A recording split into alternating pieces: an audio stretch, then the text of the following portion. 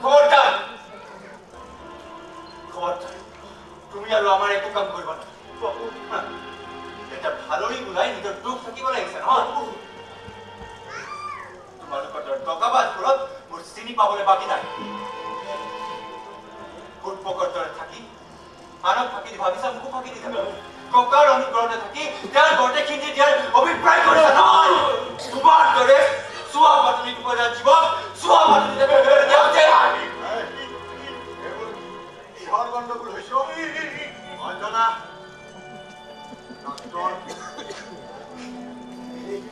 তুমি ৰোৱা গছজোপাত ফল লাগে ককাইদেউ বগিতাৰ গোন্ধ ওলাইছে অসহ্য দুৰ্গন্ধ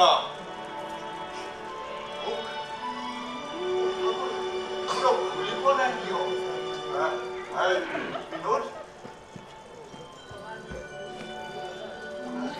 বিনোদ অঞ্জনে পৰমাক অপমান অপমান অঞ্জন পৰমাক ক্ষমা কৰিছে ক্ষমা তুমি পাগল হৈছে নেকি মামা ককা কি কথা কৈছে মামা দেউতা বাপুই মোৰ ওচৰত কিয় ক্ষমা খুজিব লাগে তেওঁতো একো বেয়া কথা কোৱা নাই মামা দেউতা চোতালৰ ধূলি বাহনে পাৰিলে মাত নাযায় মামা দেউতা সেই জনকটো আনৰ ভৰিৰ গছত নাচিব লাগে মই এইখন ঘৰৰ চাকৰে আৰু ঘৰৰ গৃহস্থৰ দুই এপত যদি মই কাম কৰি নিদিওঁ তেতিয়াহ'লে চাকৰৰ মাতটো থাকিল মামা দেউতা বাপুৱে একো বেয়া কথা কোৱা নাই বাপুৱে একো বেয়া কথা কোৱা নাই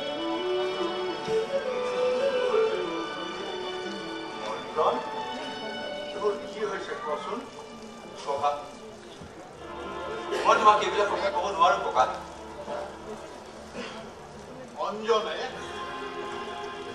সন্দেহ অঞ্জনা আৰু পৰমাৰ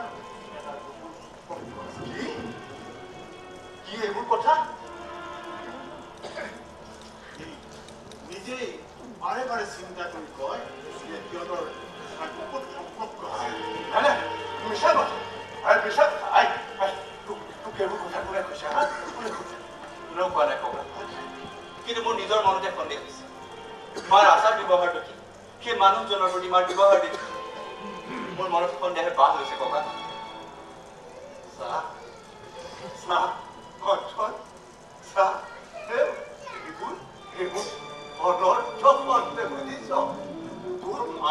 তোৰ মাৰ বৰ পবিত্ৰ তাই বৰ হতভাগিনীও তাই এই জীৱনটোত বহুত কষ্ট কৰিব লগা হৈছে বহুত কষ্ট অকণমানি জীৱনটোত তাই মূৰৰ ওপৰত পাহাৰ সমান পূজা তুলি দিলে তাই নিয়তিয়ে তথাপিও তাই বেকা নহ'ল তাই পূজা নহ'ল একমাত্ৰ তোৰ কাৰণে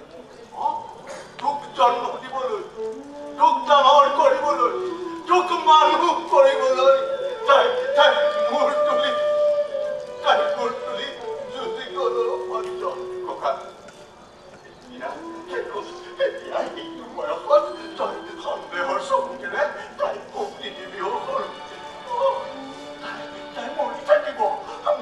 মই সঁচা কৈছো তাই মৰি থাকিব এতিয়া তাই কিয়তো তোৰ গাতে লাগি আছে হ'ল তইহে তাই কিয় তইহে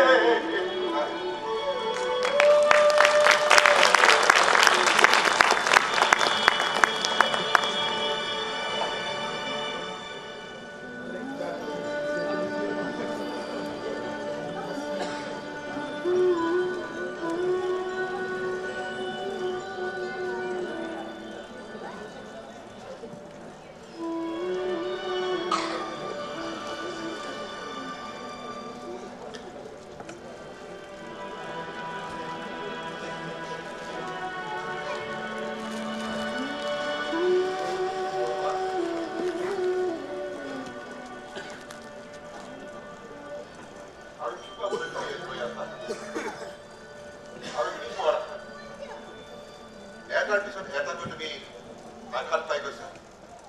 দিনৰ পিছত দিন তুমি অপমান সহ্য কৰি গৈছা আৰু কিহৰ আশাত তুমি এইখন ঘৰৰ মাটি কামুৰি আছা মোক কবানে পৰমা পৰমা মই তোমাক এতিয়াও কওঁ তুমি এইখন ঘৰেদি আঁতৰি যোৱা এদিন মই এজনৰ ওচৰত মই কথা দিছিলো তোমাক এইখন ঘৰত ৰাখিম বুলি কিন্তু আজি মোৰ ভাব হৈছে মই বৰ অন্যায় কৰিছো তোমাক এইখন ঘৰৰ পৰা যাবলৈ দিলেই ভাল আছে কি পালা পঢ়ি খালি হাহাকাৰৰ বাহিৰে তুমি এইখন ঘৰত আৰু একো নোপোৱা উপজাৰ ঘৰখনৰ মোৰ মনত নাই ডাক্তৰ দেউতা আৰু সেই ঘৰখন আছেনে নাই তাকো মোৰ মনত নাই মই বুজন হোৱাৰে পৰা এইখন ঘৰকে মই মাটি খামুচি ধৰি আছো দেউতা নিজৰ ঘৰ বুলি মানে আহিছো ডাক্তৰ দেউতা এতিয়া এই বয়সত মই নিজৰ ঘৰখনে কলৈ যাওঁ ডাক্তৰ দেউতা মই কলৈ যাওঁ নিজৰ ঘৰ নিজৰ ঘৰ কি পালা এইখন ঘৰে তোমাক কি দিলে মাত্ৰ অপমান নিজৰ ঘৰ বুলি ভাবা এই ঘৰখনৰ তুমি আপোন মানুহ হ'ব পাৰিলানে তুমি এজন চাকৰ আৰু তাতোতকৈ তুমি কিবা বেলেগ কৰিছে তুমি কিবা ভালানে সেইবোৰ কথাত মোৰ দুখ নাই ডাক্তৰ দেউতা আৰু মই সেইবোৰ কথা ধৰিও থকা নাই ডাক্তৰ দেউতা গহু খাবলৈ গোটে সেই ডভাৰ সৃষ্টি চাঙত উঠি ফুল চন্দনৰ পূজা পাবলৈ নহয় ডাক্তৰ দেউতা ফুল চন্দনৰ পূজা তোমাৰ কপালতো লিখা কোনেও দিব নোৱাৰা মৰম বুলি তুমি অঞ্জনাক মানুহ কৰিলা আৰু তাৰ বিনিময়ত অঞ্জনাই তোমাক মৰম দি আপোন কৰি ডাক্তৰ দেউতা সেইবোৰ কথা এতিয়া মোক কেলে নবুজাকৈ মই যি ভুল কৰিলো সময় সেইবোৰ পাহৰাই পেলাইছে ডাক্তৰ দেউতা এতিয়া আকৌ সেই ভুলবোৰৰ কথা মনত পেলাই দি নতুনকৈ অনুশোচনা নিদিব ডাক্তৰ দেউতা নিদিব কোনটো ভুল আছিল তোমালোকৰ যৌনৰ বয়সটো ভুল আছিল নে দুটা মৰম আকলোৱা দেখা এক হ'বলৈ যোৱাটো ভুল আছিল দুইটাই ভুল আছিল ডাক্তৰ দেউতা পাপ আছিল পাপ যদি কৰিছিল আনে কৰিছিল পৰমা তোমালোকে পাপ কৰা নাছিলা আৰু তোমালোকে কৰা কামবোৰক যদি মই পাপ বুলি মানি লওঁ তথাপিও তাৰ প্ৰায়শ্চিত্তৰ নামত তোমালোকৰ পৰা বহুত কাহিনী হ'ল বহুত কিবা কিবি কৰি পেলাবৰ মন যায় কেতিয়াবা মন যায় অঞ্জনাক টানি আনি তোমাৰ বুকুৰ মাজত পেলাই দিবলৈ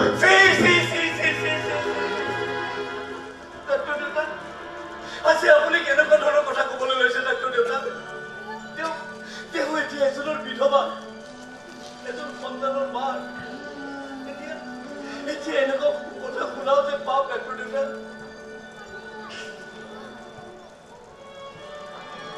তুমি বা অঞ্জনাই আজি 30 বছৰে যিমান মহিলা তাতোতকৈ কোনো গুণে কম কষ্ট মই ভোগ কৰি থকা নাই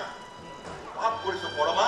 মই চূড়ান্ত পাপ কৰিছো এহাল মানুহক মই সময়ৰ চাবুকৰ মুখ খাবলৈ দি মই মনে মনে আছো সেইটো জানো কম পাপ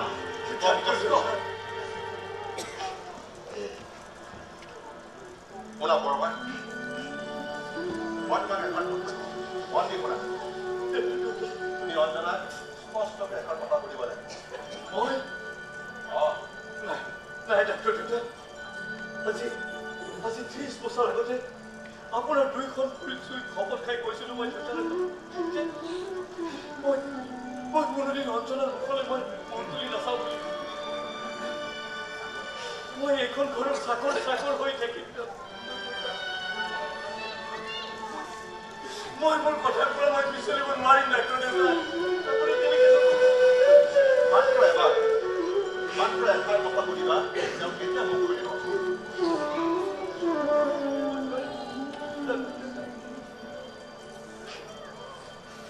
আৰু কোনো কথা সুধিব নালাগে কিন্তু তেওঁৰ উত্তৰৰ ওপৰতেই তোমাৰ ভৱিষ্যত নিৰ্ভৰ কৰিছে মোৰ ভৱিষ্যত তেওঁ যদি কয় তেওঁ মুখ খুলিব তেনেহ'লে তুমি এইখন ঘৰত থাকি যাবা আৰু যদি কয় তেওঁ কোনোদিনো মুখ খুলিব নোৱাৰে তেনেহ'লে তুমি এইখন ঘৰৰ পৰা আঁতৰি যাব লাগিব আৰু তেতিয়া তোমাৰ দায়িত্ব মই ল'ম মই আপোনাৰ কথাবোৰ মই একো বুজি পোৱা নাই ডাক্তৰ দেউতা এতিয়া তুমি সেইবোৰ একো বুজিব নালাগে মাত্ৰ মনত ৰাখিবা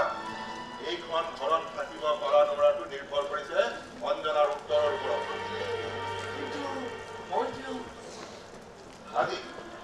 আজি তুমি এই কথা কৰিব লাগিব আজি অঞ্জনাৰ উপযুক্ত আছে আৰু এইটোৱে উপযুক্ত সময় কিন্তু ডাক্তৰ দেউতা মন দান কৰা পৰমা মন দান কৰা তোমাৰ বাবে নহয় অঞ্জনাৰ সুখৰ বাবে তুমি এই প্ৰশ্নৰ উত্তৰ তুমি জনা উচিত তেওঁৰ সুখৰ বাবে তেওঁৰ সুখৰ বাবে আৰু তুমি যদি কুকুৰা বহুত অৱসৰ চলি যাব পাৰে মনত ৰাখিবা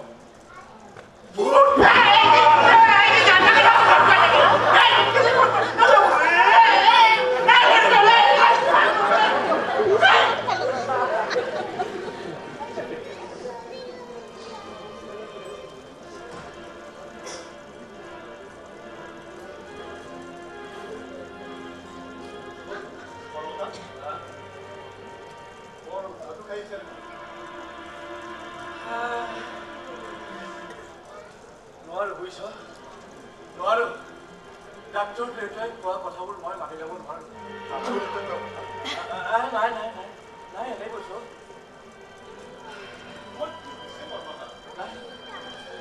ক'ত কি হোৱা দেখিলি তই যা যা মোক আমনি নকৰিবি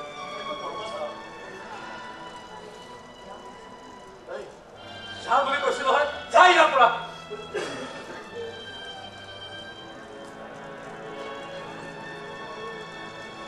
ঈশ্বৰ